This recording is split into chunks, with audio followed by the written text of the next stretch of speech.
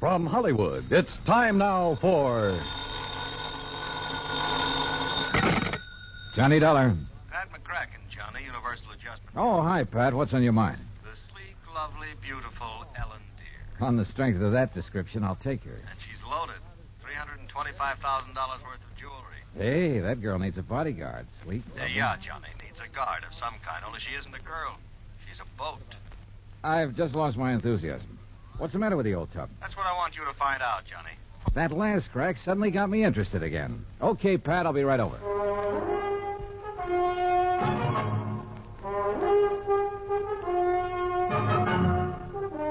Bob Bailey in the exciting adventures of the man with the action-packed expense account. America's fabulous freelance insurance investigator. Yours truly, Johnny Dollar.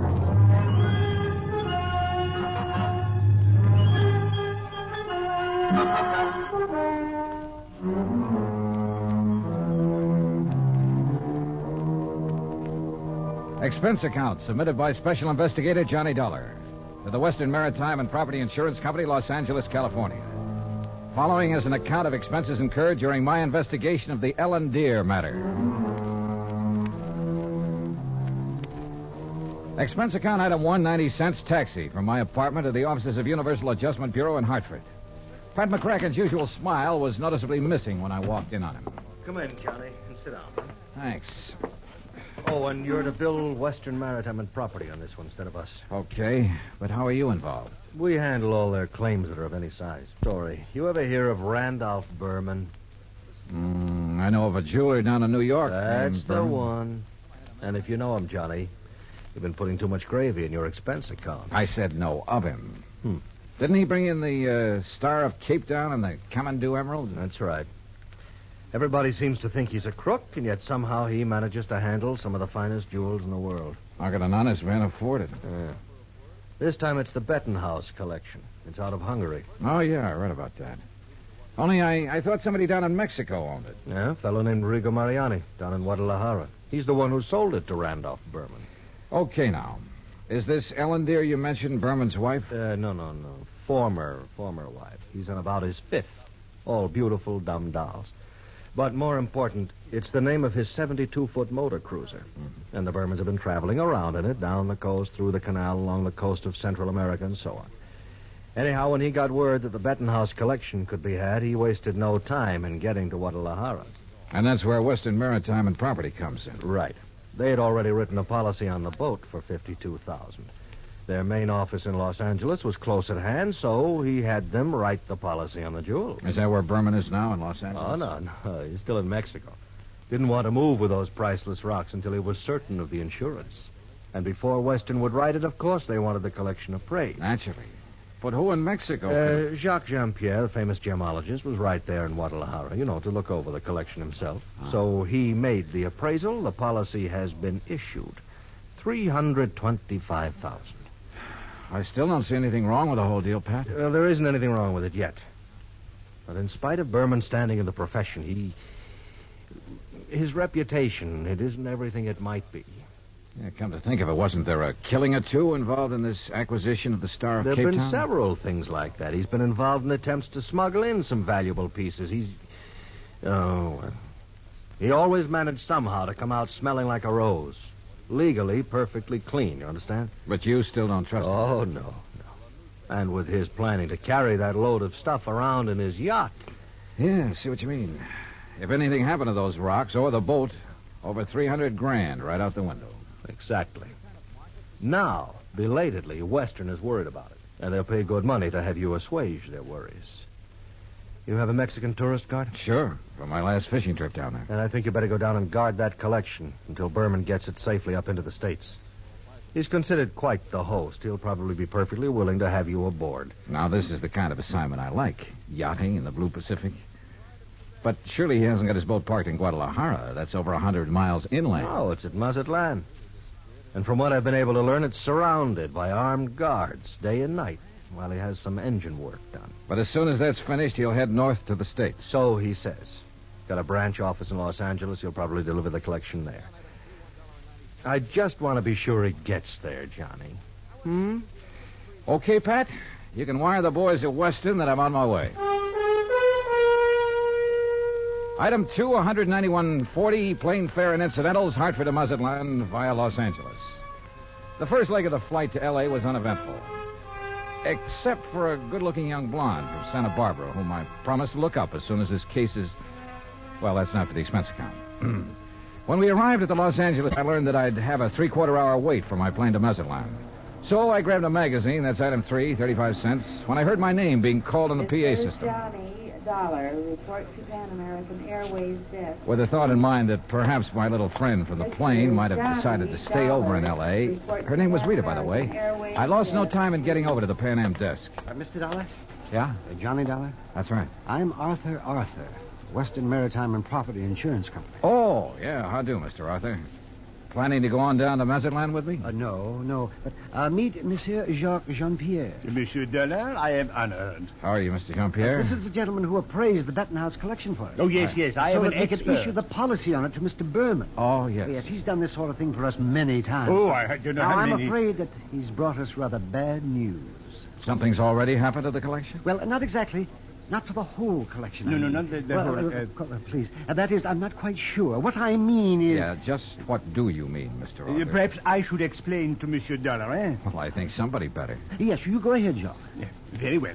And while you're doing it, I'll cancel the rest of Mr. Dollar's reservation to Mazatlan. Yes, I'll do that. Oh, clerk... Oh, no, wait a minute. First, let me find out what this is all about. Oui. Oh, very well. Jacques here was in Guadalajara when the Bettenhouse collection became available for purchase. Yes, Monsieur Dollar. I had gone there in the hope that some of the pieces might be purchased separately. So? Alas, such was not the case. The Mariani firm decided to dispose of the collection only as a whole. I see. Well, what's this bad news you have? I am getting to Yes, that. you see, it's this No, way. Please. Well, then go ahead, Jacques. Thank you. Monsieur Dollar, interested as I was, I looked over the collection very carefully, each individual piece. Oh, yeah? And he you knows. must believe me, to an expert like myself, every facet of every gem has a character all its own. A precious stone is like a face to me, always to be remembered. Yeah. Well, go on, please. I simply wish to make it clear to you, monsieur, that every item in the Bettenhouse collection is completely familiar to me. Oh, it is? As are many other important gems throughout the world. You know, each is like a friend. And each stone in him is like a face to you. Precisely. Always to be remembered. Yes. Hello. Well, The collection is purchased by Monsieur Randolph Berman. Yes, Mr. Berman. Please.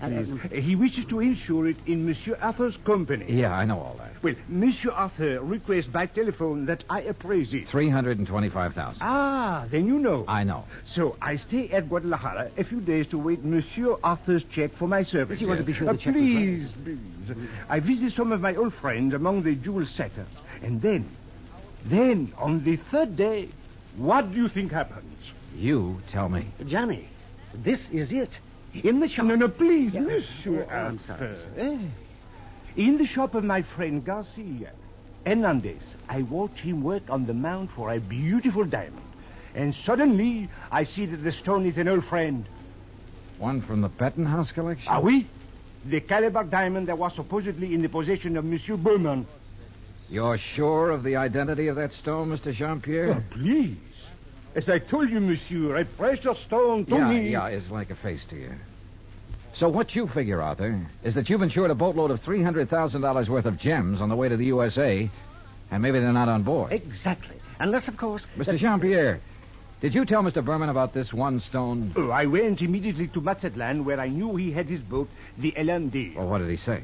Alas, he had sailed away. Did you learn his destination? Oh, He- yeah. Los Angeles, Johnny, right here. He has a branch office. Well, has he had time to get here yet? I don't think so. Have you tried radioing to his yacht? No, I've done nothing. You see, I didn't learn about this until Mr. Jean-Pierre arrived just a few hours ago. Yes, I came up on the aeroplane, the better to arrive and speak with Monsieur Arthur before Monsieur Berman would arrive. Do you know where Berman plans to dock his boat? Well, Probably the port in San Pedro, if he is coming here. But who can be sure? Usually on vacation trips, he docks down the coast at Balboa, the yacht club. Or who knows, he might even... Yeah. He might have no intention of coming up to the States at all. He might not even have the jewels with him. Arthur, do you know where his branch office is? Oh, yes, it's in Los Angeles. Well, actually, it's in Beverly Hills. Got a car? Yeah. Then let's go. Though he couldn't quite put his finger on it, Arthur was convinced that Randolph Berman was up to something and that his insurance company was going to have to take the rap.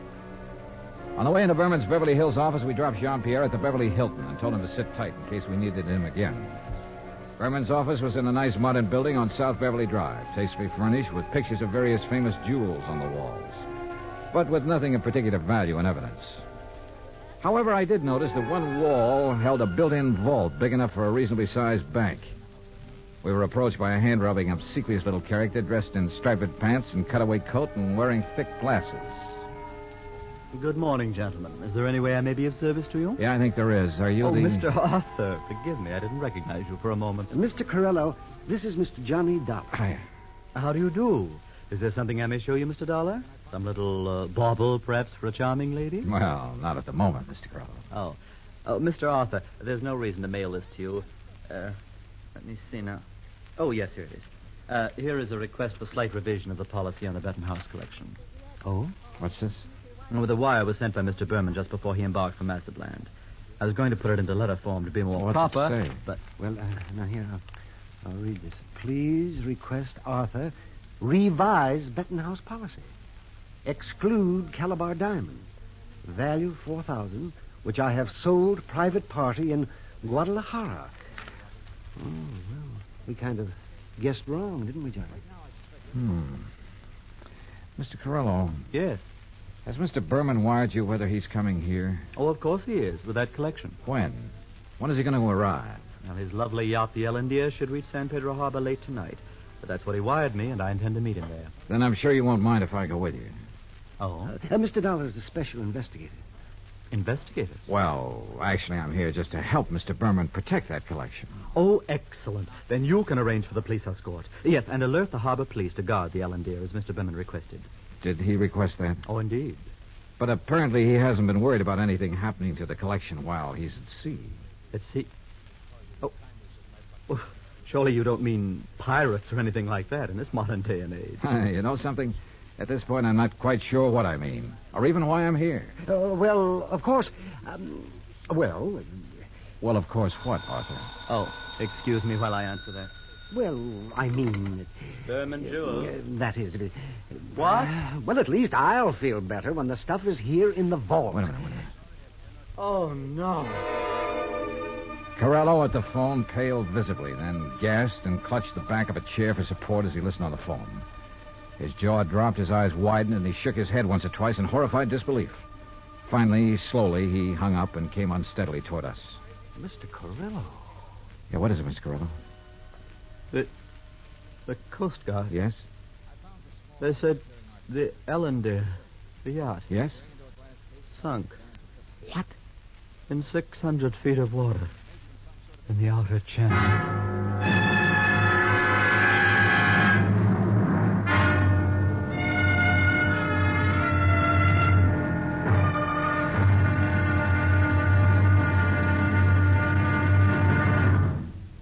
Act Two of yours truly, Johnny Dollar, in just a moment. Democracy. What has it to do with money, the medium of exchange of mankind? A couple of thousand years ago, it was said that money alone sets the world in motion. That's one way of saying that money and economy are virtually one and the same thing. The economy of a nation depends on its commerce. Commerce depends on manufacturing and services. It has been proven that those nations which practice democracy have the greatest economics. That means money, more money for more people, and a greater freedom of opportunity to earn a higher standard of living. That's why democracy provides mankind with its richest legacy of freedom. Now, Act Two of yours truly, Johnny Dollar, and the Ellendeer matter.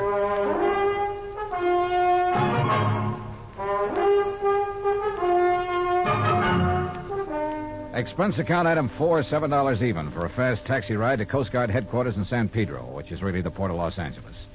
By dint of elbowing my way in, I got directly to Captain Barney Thorson. Afraid you got only half the story, Mr. Dollar.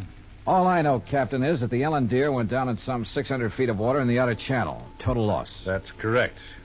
However, what you don't know is that the passengers, Mr. and Mrs. Berman, and the crew were picked up and brought in here. Oh? Outside of a little soaking and a little scare, they were perfectly all right. You see, the Ellendeer had apparently had some engine trouble before she left Massaplan. Yes, so I understand. Mexican authorities, with whom we fully cooperate, notified us we'd better keep an eye out for her.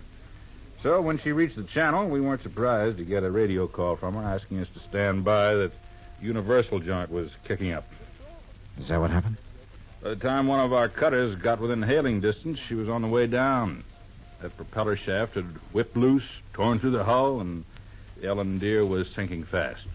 Ask me, that boat was overpowered, Dolly. How do you mean? Well, it must have been because sheer torque tore the whole engine loose from its mountings. And it plowed through the bottom along with everything else on board that was heavy. It was a big safe, for instance, anchored amidships. There was a what? A safe, a small, heavy steel vault. Yeah, I know. That went down, too? Yeah, with the engine. It was all our boys could do to keep the owner from diving over after it. It was crying like a baby. You'd think he'd had the crown jewels in it. Maybe you're not too wrong at that. What? Not the crown jewels, perhaps, but a collection worth something over $300,000. And what about salvage? Salvage operations in 600 feet of water in that channel? Oh, yeah. No, Dolly. Salvage, even if it were possible, would cost a couple of times the worth of that stuff at least. The only passengers were the Bermans, huh? That's right. Prove 3. And they weren't able to save anything? Nothing. Not of any consequence, that is. One of the crew didn't even have his shoes and his shirt on. What about Berman and his wife? It's funny what people will do in an emergency sometimes. What do you mean? Well, you've heard about the man whose house catches fire. He gets panicky, throws all the china and the glassware out the window, and carries out the mattress. What are you getting at, Captain? The only thing that Berman saved in his excitement was 2 beat-up old hats and a fishing rod. Oh, yeah, I see what you mean. And all his wife brought along was a handful of nylon stockings. She was hanging on to them for dear life. Oh, yeah, a big hat box with an evening dress half hanging out of it. And that's all? That's all. Hey, you know, that Mrs. Berman's quite a dish. Not too bright, but a real looker. Where are they now, Captain? They're headed for Beverly Hills. Beverly, Wilshire was the hotel, I think. In any event, Dollar, I'm afraid your company is going to have a big, fat claim to pay. On the yacht, yes. What's that mean? What do you think? Item 5, 320, long-distance call to the police in Mazatlan. I wanted to be sure that the Bettenhouse collection had been on board the Ellen Deer when she left port down there. Inspector Romulo assured me it had, that he'd checked the safe on the boat himself before allowing it to sail. Furthermore, he had insisted his own maritime service keep tabs on it up to the point where it made contact with the U.S. Coast Guard. In other words, the loot couldn't very well have been passed to someone else at sea. Item 6, 580 cab fare to Beverly Hills, where I dropped in at Berman's office. No, Mr. Dollar. He and Mrs. Berman are at the Beverly Wilshire. I'm sure you understand it's been necessary for them to buy a lot of clothes and things. Yeah, but he will come here. Oh, yes, indeed. From his last phone call, I'd say he'll be here within the hour. All right, then I'll come back. Please ask him to stick around and wait for me if he doesn't mind. Of course, Mr. Dollar, I shall be glad to. Oh, incidentally, he has had me phone Mr. Arthur and ask that claim forms for both the Bettenhouse collection and the loss of the cruiser be brought here to the office just as quickly as possible. Yeah, I'd figured as much.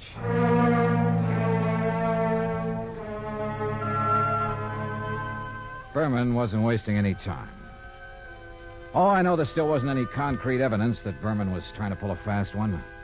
Ostensibly, the only reason for my trip out here was to watch over that fabulous jewel collection. A lot of good I'd been. He'd lost the collection and his boat, and the company'd have to pay. Then a wild idea hit me. I suddenly remembered something that had happened months ago. Last July, to be exact, when a big passenger liner, the Andrea Doria, had sunk off the Atlantic coast. According to the papers, when the survivors were brought into the port, the usual customs inspection was waived. And it occurred to me at the time that every one of those people could have easily smuggled in anything he could carry or conceal in his clothing.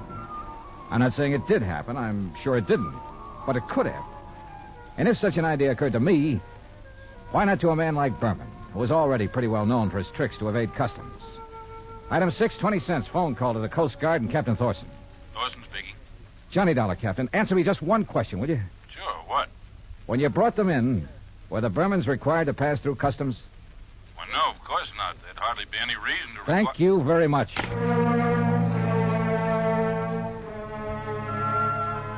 Item 7, 10 cents, another call. This time to Arthur at Western Maritime and Property Insurance. You caught me in the nick of time, Johnny. I was just walking out the door. On your way to Berman's office? Why, yes. With a handful of claims forms? Yes.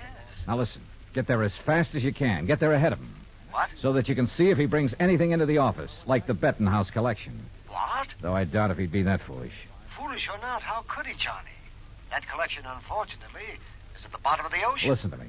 Keep him there. Maybe on the pretext of having to wait for me. Any reason you can think of. I'm afraid I don't understand. Just hold him until I get there, understand? Very well, Johnny. But what are you going to do? Arthur, I may have to break in and rob a hotel room. I went out and stationed myself across the street from the Beverly Wilshire. 5 minutes later, I saw Randolph Berman walk out the front door and head east on Wilshire Boulevard in the direction of his office on Beverly Drive. I waited a few minutes to make sure he didn't turn back, then entered the hotel. At the desk, I learned the number of Berman's suite on the 9th floor. Break in, it would have taken a battering ram. So I tried knocking. All right. You don't have to bust down the door. What's the matter? You forget your key and... No. Get out of here, buddy. Randy said not to let anybody in. He's out buying us clothes. Oh, he'd tell you to let me in, baby. Hey, who are you? Hernandez sent me up here from Guadalajara. Oh, well, then come in. Oh, you are in? Yeah. Well, have a drink then. No, thanks. A girl's entitled to a couple of drinks after that dousing in the ocean, and you might as well... What about Hernandez? Your husband sold him the wrong stone from that collection. Sold? Oh, he gave it to him. Oh, then you know about it. Well, sure. So he could make a legit-looking change in the insurance and convince everybody he was on the up and... You sure you're from Hernandez? You kidding? How else would I know about the whole deal? I don't know. Hey, Randy said not to let anybody in here or he'd kill me. Dumb blonde, he called me. You? A smart, beautiful girl like you? Oh, hey, you're okay. My name's Vi. Come on, let's have a drink. No, thanks. Listen, Vi. I've got to get the right stone from that collection, the caliber diamond.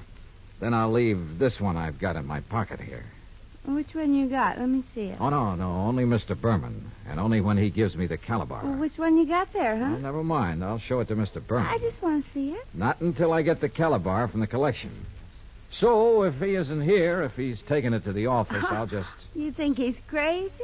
Let everybody know he... Let me see the one you have, huh? Look, I just told you. Anyway, how do I know I can trust you?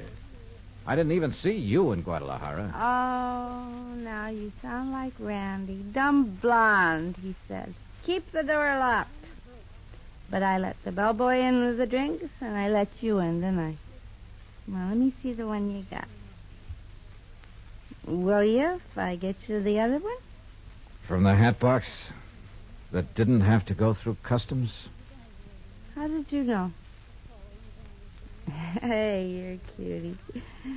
I'll bet you read about the Andrew Dorsey, just like Randy did. Come on, now let's have Where a is look. the hat box, Vi? Now, wait a minute. Maybe I am dumb. Who did you say you are? Where's the hat box? No, I won't tell you. You get out of here. Now, without the collection, Vi. No, you can't. Randy would kill me. He'd kill me if he even knew I let you in here. Who are you? Johnny Dollar, insurance investigator. Oh, please, Johnny, get out of here. The stuff in the bedroom? You can't go in there. I mean it. He'd kill me. Sorry, but that's your Oh, worry. no. Stop it or I'll set your eyes out. Now, Hey, you pull in those claws, baby. No, you... Well, I hate to do this, but... No, help! Oh, yeah, that's right. Get the manager up here. Get the police up here. Police? Oh, no. Oh, yes. Then you'd really be in trouble. You'd be better off if Berman tried to kill you. Now, where's the stuff? It's in the closet, on the floor, in the hat box. Thanks.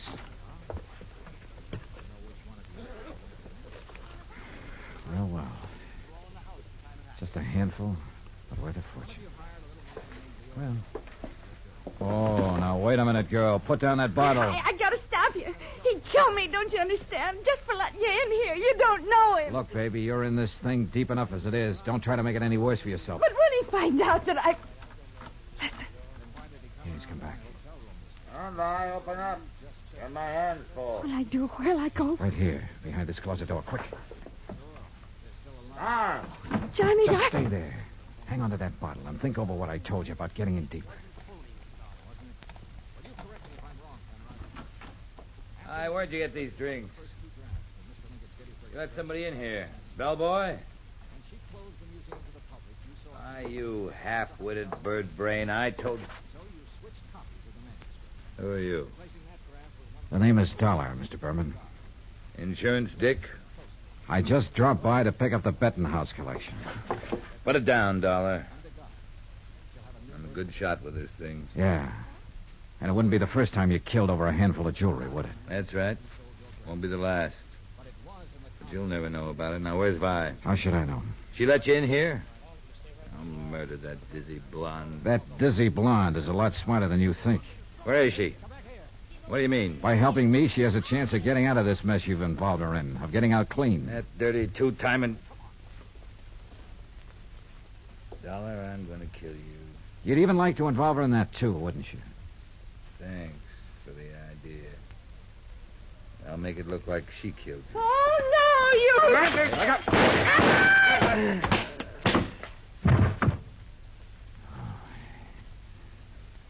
Nice work with that bottle, Vi. Thought he missed you. Please, you won't let him... No, don't worry, baby. He won't bother anybody. Not for a long, long time.